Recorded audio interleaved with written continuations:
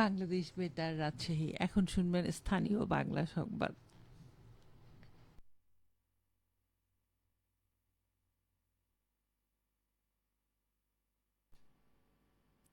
আসসালামু আলাইকুম।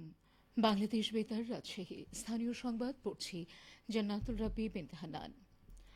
রাজশাহী বিশ্ববিদ্যালয়ের মেডিকেল সেন্টারকে 50 শয্যা বিশিষ্ট পূর্ণাঙ্গ মেডিকেল হিসেবে কার্যকর করা সহ 9 দফা দাবিতে বিক্ষোভ মিছিল এবং বিক্ষোভ কর্মসূচি পালন করেছে রাবি সংস্কার আন্দোলন।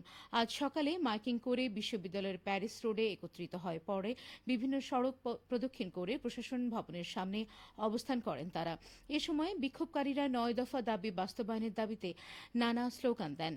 উল্লেখ্য, 9 দফা দাবিগুলোর মধ্যে উল্লেখযোগ্য হল রাজশাহী বিশ্ববিদ্যালয়ের পূর্ণাঙ্গ আবাসিকতা রোডম্যাপ ঘোষণা করা, পরীক্ষায় রোলবিহীন খাতা মূল্যায়ন ও খাতা চ্যালেঞ্জের সুযোগ নিশ্চিত করা, বিশ্ববিদ্যালয়ের মেডিকেল সেন্টারকে 50 শয্যা বিশিষ্ট পূর্ণাঙ্গ মেডিকেল হিসেবে কার্যকর করা, প্রশাসনিক সকল কার্যক্রম ডিজিটাল ও অনলাইন ভিত্তিক করা এবং কেন্দ্রীয় গ্রন্থাগারের অবকাঠামোগত ও প্রযুক্তিগত সংস্কার করা। রাবি সংস্কার আন্দোলনের মুখপাত্র সালাউদ্দিন আম্মার বলেন, গত 1 মাস যাবৎ প্রশাসনকে বলে আসছি 9 দফা দাবি পূরণ করার জন্য, কিন্তু প্রশাসন বিষয়টি আমলে নেয়নি।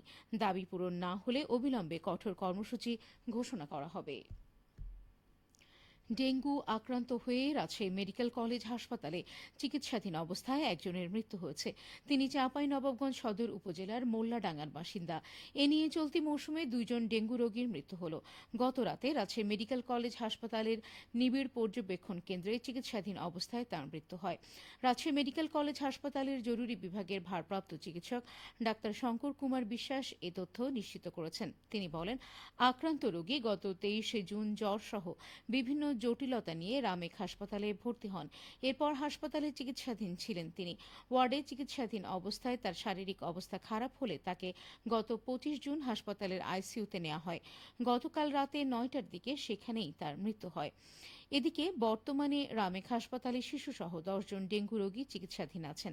এদের মধ্যে 6 জন পুরুষ, 3 জন নারী ও 1 জন শিশু রয়েছে। নাটোর সদর উপজেলায় বিভিন্ন পেশাজীবীদের কর্মসহায়ক উপকরণ বিতরণ করা হয়েছে। আজ সদর উপজেলা পরিষদ মিলনায়তনে এসব উপকরণ হস্তান্তর করেন জেলা প্রশাসক আসমা শাহীন। এ সময় জেলা প্রশাসক বলেন, কোনো পেশাই এদেশে অবহেলা আর উপেক্ষার নয়। দেশের সার্বিক উন্নয়নের জন্য সকল পেশাজীবীর সমন্বিত অংশগ্রহণ প্রয়োজন।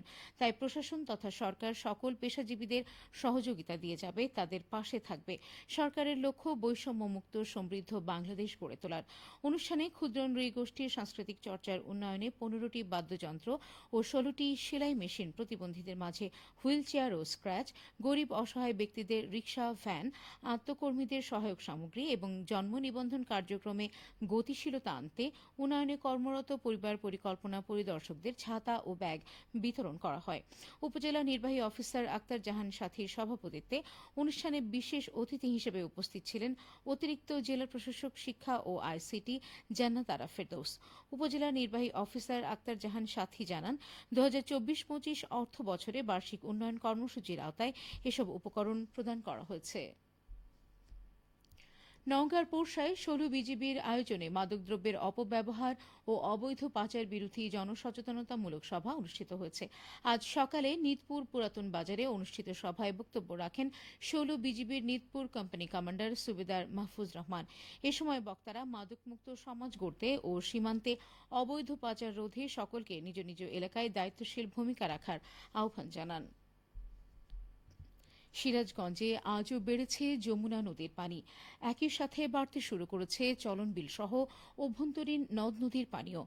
পানি বৃদ্ধির সাথে সাথে জেলার বিভিন্ন স্থানে শুরু হয়েছে নদী ভাঙন।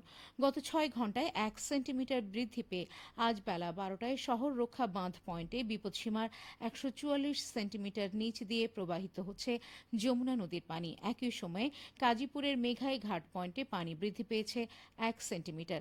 এদিকে যমুনার সাথে সাথে চলনবিল সহ জেলার অভ্যন্তরীণ বড়াল, করতোয়া, ইছামতি হুরাসাগর নদীর পানিও বাড়তে শুরু করেছে। পানি বৃদ্ধির সাথে শুরু হয়েছে যমুনা নদীর চরাঞ্চল ও নদী তীরবর্তী এলাকায় তীব্র নদী ভাঙন। কাজীপুর উপজেলার নিশ্চিন্তপুর, নাটুয়ারপাড়া ও তেকানি, শাহজাদপুরের সন্তনী ও কৈজুরি এবং সদর উপজেলার ভাটপিয়ারি, পাঁচঠাকুরি ও সিমলা এলাকায় তীব্র ভাঙনে যমুনায় বিলীন হচ্ছে বিস্তীর্ণ ফসলি জমি ও বসতভিটা। সবশেষে আবহাওয়া। আজ রাজশাহীতে সর্বোচ্চ তাপমাত্রা ছিল ৩৩.২ ডিগ্রি এবং সর্বনিম্ন ২৬.৫ ডিগ্রি সেলসিয়াস। বিকেল ৩টায় বাতাসে আপেক্ষিক আর্দ্রতার পরিমাণ ছিল ৮০%। রাজশাহী ও পার্শ্ববর্তী এলাকায় আজ সূর্যাস্ত সন্ধে ৬টা ৫৭ মিনিটে। সংবাদ শেষ হল। আমাদের পরবর্তী স্থানীয় সংবাদ সন্ধে ৬টা ৪৫ মিনিটে।